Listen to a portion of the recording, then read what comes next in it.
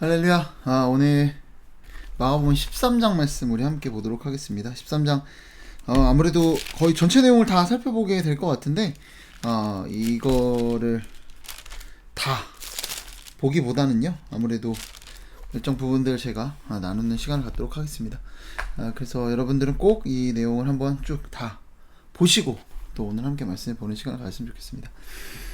오늘 13장의 시작을 보시면 예수님께서 성전에서 나가실 때 제자 중 하나가 물어봐요. 뭘 물어봐요? 이 돌들이 어떠하며 이 건물들이 어떠하니까 라고 이야기를 합니다. 그러니까 뭘 보고? 성전을 보고. 그래서 2절에 예수님께서 이 큰 건물들을 보느냐, 돌 하나도 도리에 남지 않고 다 무너뜨려지리라 라고 말씀을 하십니다.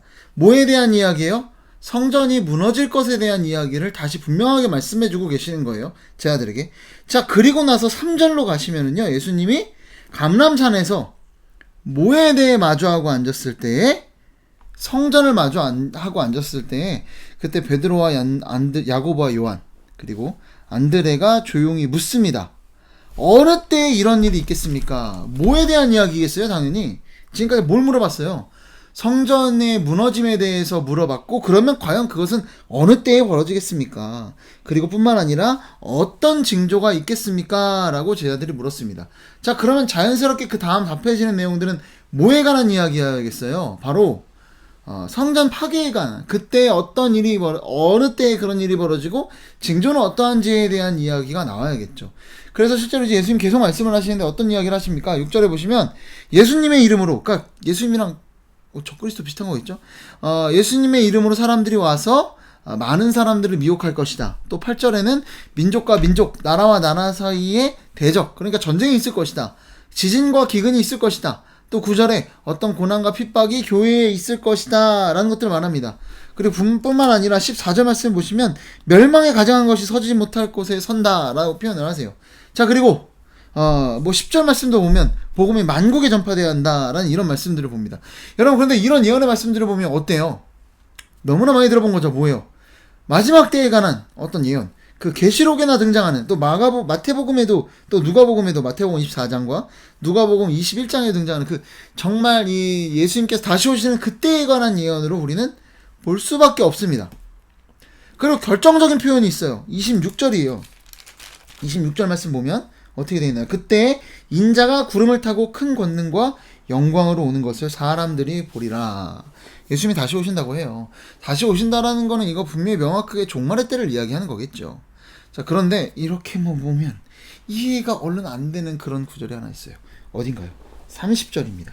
이렇게 말씀하세요. 내가 진실로 너희에게 말하노니 이 세대가 지나가기 전에 이 일이 다 일어나리라.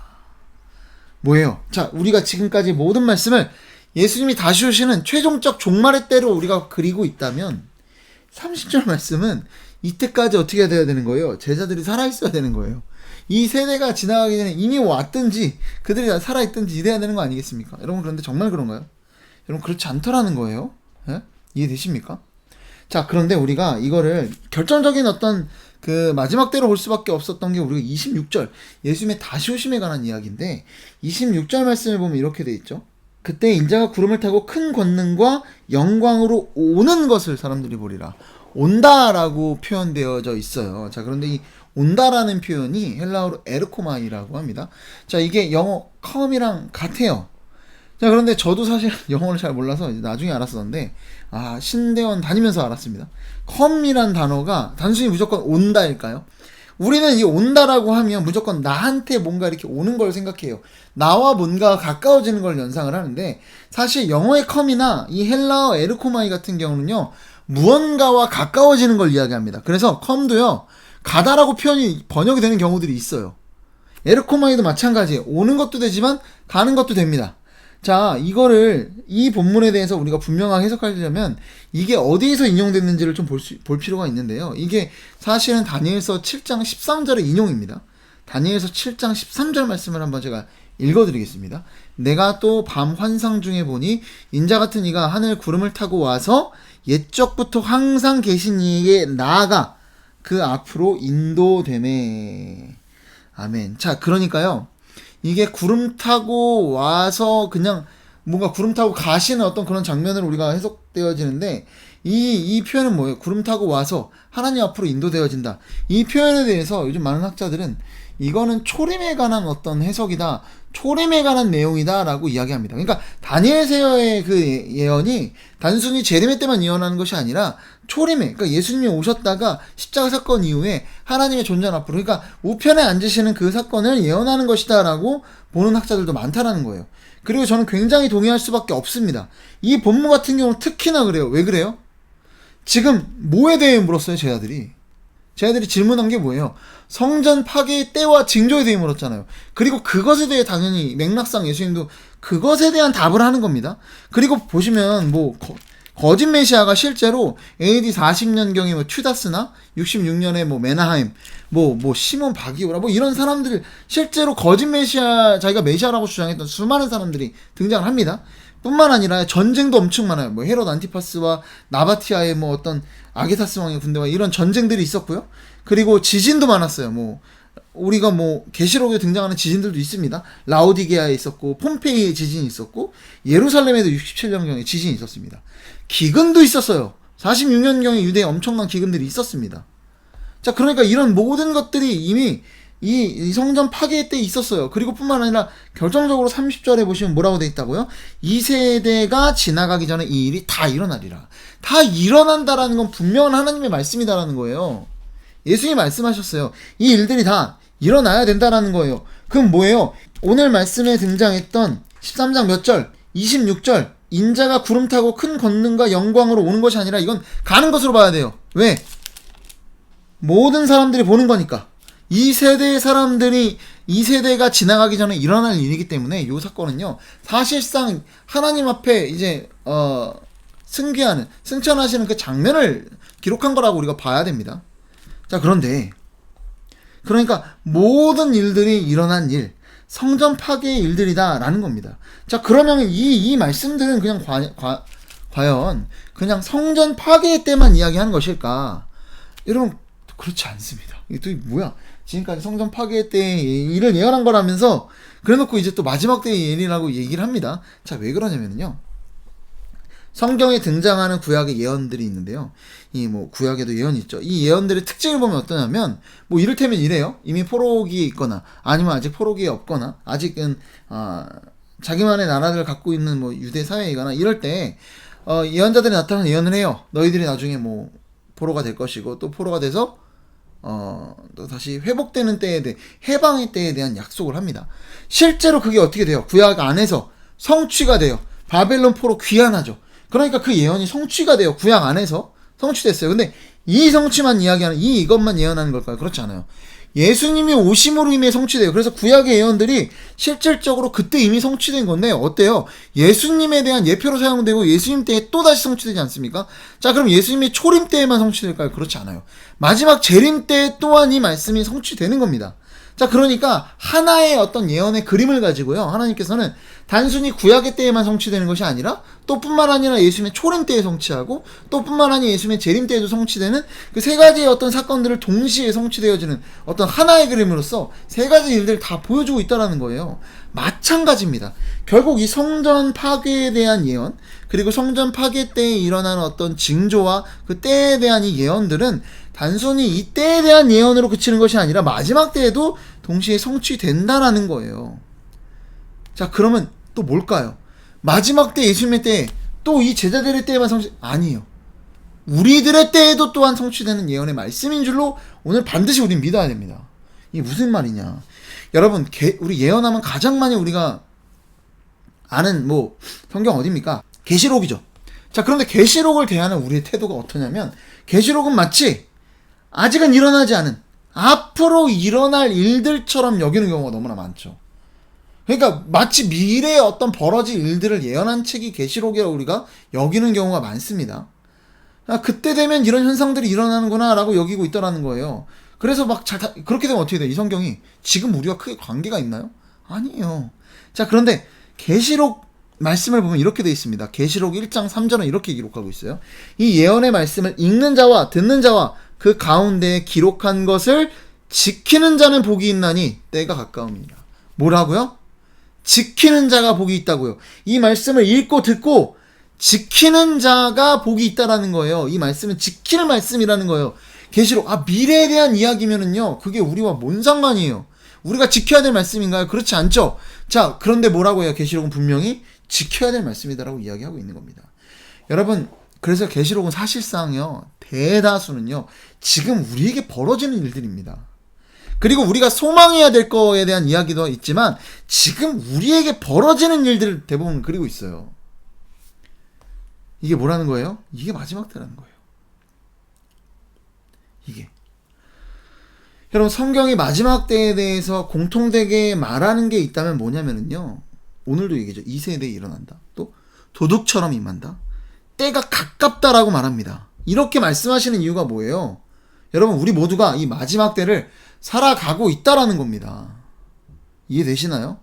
남 이야기가 아니라 우리 자녀들의 이야기가 아니라 우리의 이야기라는 거예요. 마지막 때는. 그러니까 오늘 이 말씀을 읽을 때 뭐로 받아들여야 되는 거예요? 이런 일들이 벌어지겠구나가 아니라, 우리 10월 27일 날 주일에도 그런 일이 있었죠. 차별금지법에 대해서 대항하는 집회들이 있었습니다. 그거라면 이제 저처럼 동성애는 죄다 라고 이렇게 유튜브에 설교하거나 이러면은 벌금형을 맞거나 이럴 수 있다라는 그런 이야기들이 있어요. 그리고 어떤 성에 대한 어떤 잘못된 가르침이 있고 핍박을 받을 것이라는 이야기가 있는데, 그게 우리 자녀들의 이야기, 먼 미래의 어떤 이야기 혹은 가깝게 닥친 그런 이야기 정도가 아니라 우리에게 벌어지는 일들이어야 한다라는 거예요. 일들이다라는 거예요. 교회에게 핍박이 있다라는 겁니다. 이 마지막 때 결국 어떤 일이 벌어집니까? 오늘 말씀해 보시면 수많은 일들이 벌어지지만 전쟁이든 기근이든 이런 걸 떠나서 제일 우리에게 있어서 중요한 게 뭐예요? 수많은 일이 벌어지지만 특히나 교회에 핍박이 있을 것이다. 예수 믿는 자에게 고통이 있을 것이다. 임할 것이다라는 것이 오늘 이 공통되게 또 이 예언의 마지막 때에 대한 예언에, 그리고 오늘 말씀 우리에게 증거하는 것이다라는 겁니다. 여러분, 한번 9절 보실게요. 13장 9절 보시면 어때요?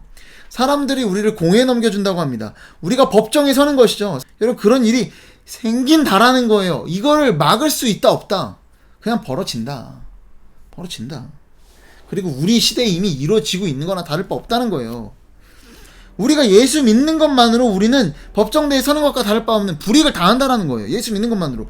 그리고 뿐만 아니라 사랑하는 사람들조차도 12절에 보면 형제가 형제를, 아버지가 자식들이 부모를 대적해서 내준대요. 우리의 가장 가까운 사랑하는 사람들이 우리를 이 법정대에 서게 한다라는 겁니다. 우리를 비난하고 비판하고 조롱하고 한다라는 거예요. 뭐 때문이에요? 9절에 나로 말미암아 너희가 권력자와 임금들 앞에 서리니, 내 13절에 내 이름으로 말미암아 예수 그리스도의 그 이름 때문에, 예수님 때문에 우리가 이런 어려움을 겪게 된다는 겁니다. 쉽게 말해 복음 전하다가 복음대로 살다가 문제가 발생한다라는 거예요. 자, 그럼 반대로 예수님의 이름으로 살아가지 않으면 어떤 일이 벌어질까요? 우리한테 아무 일도 벌어지지 않을 겁니다. 괜찮게 살아가실 거예요. 예수님의 이름으로 살아가는, 여러분, 이때를 살아가는 말 다시 한번 말씀드릴게요. 먼 훗날의 이야기가 아니고 지금 우리를 향한 말씀입니다. 이 세대에 다 일어나리라고 했던 것은요, 다시 한번 말씀드리지만 제자들의 이때에 일어났던 말씀이고요, 마지막 때에 최종적인 때에 일어날 말씀이고요, 또한 우리의 때에 일어날 말씀이라는 사실을 우리가 반드시 붙들어야 됩니다. 이게 예언의 어떤 우리 예언이 나타나는 방식이라고 말씀을 드렸어요. 우리 때 일어나는 일들이에요. 우리 때 이런 예수님으로 인해 발생하는 고난과 핍박이 우리에게 벌어진다는 겁니다. 우리가 현재 그때를 살아가고 있다는 거예요. 다시 한번 말씀드리지만 이 마지막 때는요, 도둑처럼 임하는 때고요, 때가 가깝다는 그때고요, 이 세대에 벌어지는 때입니다. 뭐라고요? 우리가 그때를 살아가고 있다고요. 우리가 마지막 때를 살아가고 있다고요. 마지막 때는 아직 남은 그때가 아니라 지금 우리가 마지막 때를 살아가고 있다고요. 이거는 성경이 공통되게 말하는 바예요. 우리가 이걸 놓쳐버리면요, 마지막 때 너무 안 돼요. 그거를 경계해야 합니다. 우리가 지금 살아가고 있다니까요. 여러분, 그러면 이때 우리가 살아갈 태도는 뭘까요? 우리가 이때 어떻게 살아야 됩니까? 10절 말씀입니다. 또 복음이 만국에 전파되어야 할 것이니라. 아멘. 뭡니까? 복음을 전해야 된다는 거예요. 여러분, 마지막 때에 살아갈 우리의 태도는 어떻습니까? 복음을 전하라는 거예요. 이해되시나요? 여러분, 예수 그리스도라는 그 이름 때문에 공회에 넘겨졌던 법정에 선 사람들에게 예수님께서 약속을 하나 하십니다. 어떤 약속을 하시냐면요, 11절이에요. 사람들이 너희를 끌어다가 넘겨줄 때에 무슨 말을 할까 미리 염려하지 말고 무엇이든지 그때에 너희에게 주시는 그 말을 하라. 말하는 이는 너희가 아니요 성령이시니라. 아멘. 자, 우리가 법정에 설 때 걱정하지 말래요. 우리가 예수님의 이름 때문에 뭐 어쩌면 복음 전하다 이렇게 잡혀왔을지도 모르겠는데, 그런 상황에서 뭐 예수님의 이름 때문에 예수님을 전하다가 혹은 예수님 복음대로 살다가 나에게 문제가 생겼어요. 그러다가 사람들 앞에 뭔가 내가 어떤 항변을 하고 변호를 해야 되는 그런 상황이 생겼는데, 그때 걱정하지 말래요. 왜? 성령님이 우리에게 말할 어떤 말들을 주신다고 합니다. 여러분, 성령이 어떤 영이세요? 성령은 선교의 영이세요. 성령은 우리로 하여금 복음을 증거하게 하는 영이세요. 성령이 임했을 때 어떤 일이 벌어집니까? 우리에게 오직 성령이 너희에게 임하시면 너희가 권능을 받고 예루살렘과 온 유대와 사마리아와 땅끝까지 이르러 내 증인이 되리라. 성령 임하시면 뭐예요? 우린 증인이 되는 겁니다. 법정에 선 이유가 뭐예요? 법정에 선 이유가 뭐예요? 법정에 선 이유 이야기하죠. 그들에게 증거가 되려 하심이라. 우리가 증거예요. 우리 증인은 우리가 증거예요. 우리의 삶이 예수님의 살아계신 증거라고요. 우리가 살아가는 것, 마지막 때를 살아가는 우리의 모습은 어떻게 해야 된다는 겁니까? 우리의 모습을 통해 예수 그리스도가 증거돼야 돼요. 우리 입술을 통해 예수 그리스도가 증거돼야 돼요. 그로 인해 핍박을 당할지라도 우리를 통해 증거되는 건 뭐예요? 예수 그리스도라는 겁니다. 여러분, 오늘 이 말씀은 누구를 향한 말씀이라고요? 마지막 때를 살아가게 될, 진짜 종말의 때 예수님 오게 되는 그때를 살아가게 될 우리 후손의 후손, 정말 차별금지법이 통과되고 나서 정말 복음을 전하면 잡혀가는 그 시대에 살아가는 그들에게, 그들을 위해 필요한 말씀입니까? 아니면 성전이 파괴되는 그 제자들의 때에 필요한 말씀인가요? 아니요, 우리들에게 임하는 오늘의 말씀입니다. 오늘 우리에게 주시는 말씀이더라는 거예요. 그런 우리에게 주시는 말씀, 우리 뭘 해야 된다? 우리의 삶을 통해, 우리의 입술을 통해 증인으로서 증거하는 것, 그것이 우리의 모습이다. 그것이 마지막 때를 살아가는 그리스도인의 모습이다. 설령 그 일로 인해서 우리에게 불이익이 생기고 또 고난받고 박해가 있을지라도 우리의 모습은 어때야 된다? 복음을 증거해야 된다. 물론 10월 27일 날 어떤 집회를 통해서 차별금지법이 늦춰질 수 있을지도 모르겠어요. 그러나 결국 저는 그렇게 생각합니다. 대세는 그렇게 흘러갈 거라고 생각을. 이거는 뭐 저의 예측이라 틀릴 수도 있어요. 하지만 우리가 두려워해야 될 것은요, 세상이 바뀌는 건 물론 두려워해야죠. 하지만 진짜 두려워하는 건 뭐야 될까요? 여러분, 다시 한번 말씀드리지만 이 교회를 향한 박해는요, 예수 그리스도의 이름으로 일어나는 박해는요, 미래적 일이 아니라 제자들의 때도 있었던 일이고 우리의 때도 있는 일입니다. 우리가 진짜 두려워해야 되는 건 뭐냐면, 앞으로 벌어질 일 때문에 두려워할 게 아니라 진짜 오늘 내가 이 일들로 인해 타협하고 있는지 타협하지 않는지, 이게 진짜 중요한 겁니다. 오늘을 예수 그리스도의 이름으로 인해서 불이익에 대해서 타협하고 있는 사람이라면 어떻게 뭘 대비하겠어요? 중요한 건 뭐라는 거예요? 지금 이 순간 내가 해야 될 거, 예수 그리스도의 이름으로 살아가고 그로 인해 발생하는 불이익이 있을지라도 나는 그 자리에서조차도 예수 그리스도를 증거하겠다라는 그 다짐과 결단으로 오늘 하루도 담대하게 예수 그리스도의 이름으로 살아가는 그런 복된 저 여러분 되기를 소망합니다. 기도하겠습니다. 사랑과 은혜가 풍성하신 아버지 하나님, 우리가 마지막 때다 이야기하지만 실질적으로 내가 마지막 때를 살아가고 있다라는 그 인식을 제대로 하고 있지 않는 우리의 모습들을 보게 됩니다. 주님, 내가 마지막 때를 살아가고 있다라는 그 사실을 기억하며 오늘 하루 이 순간 예수 그리스도의 복음을 증거하는 일에 그것이 나의 온전한 사명인 줄로 믿고, 어떤 일이 있든지 간에 예수 그리스도라는 그 주님을 증거하는 증인으로서의 삶을 살아가는 우리 모두가 될 수 있도록 주께서 인도하여 주시옵소서. 이 모든 말씀 사랑이 많으신 예수 그리스도의 이름으로 기도드립니다. 아멘.